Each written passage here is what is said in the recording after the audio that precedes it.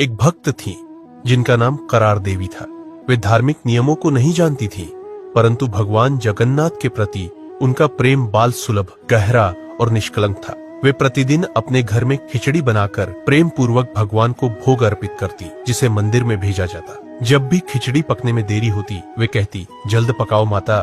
भगवान उन्हें स्नेह से कर्मा कहते और तभी से उनका नाम कर्मा पड़ गया। एक दिन एक साधु उनके घर आया और नियमों का पालन करने की सलाह दी कि स्नान से पहले भोजन नहीं बनाना चाहिए। कर्मा ने उसकी बात मान ली। उस दिन भोग में देर हो गई, लेकिन भगवान की तड़प इतनी बढ़ी कि वे बार बार मंदिर से उठकर कर्मा के घर जाते। जब पुजारी ने मंदिर में भोग लगाया, भगवान के मुख पर खिचड़ी लगी थी।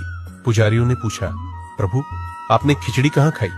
भगवान बोले, कर्मा नाम की मेरी एक भक्त है जो मुझे हर सुबह प्रेम पूर्वक खिचड़ी का भोग लगाती है। उसकी भक्ति में बंधा होने के कारण मैं हर दिन उसके घर जाता हूँ। भगवान ने कहा कि साधु ने बिना भाव समझे उसे नियमों में बांध दिया, जिससे उससे भूल हुई है। पुजारियों ने साधु को बुलाया और सब बताया। साधु कर्मा के पास गया, क्षमा मांगी और कहा, तुम्हारी भक्ति तो नियमों से भी ऊपर है। जैसे पहले करती थी वैसे ही भगवान को खिचड़ी बनाकर अर्पित करो। कर्मा बहुत प्रसन्न हुई और साधु को प्रसाद का आनंद लेने बुलाया। साधु बोला, तुम भगवान को भोजन कराती हो और जगत तृप्त हो जाता है। कर्मा जीवन भर भगवान को खिचड़ी अर्पित करती रही, परंतु जिस दिन उन्होंने शरीर त्यागा, भगवान ने मंदिर में कोई भोग स्वीकार नहीं किया। जब राजा ने भगवान से कारण पूछा, भगवान बोले, आज मेरी माँ नहीं है, मुझे खिचड़ी कौन खिलाएगा?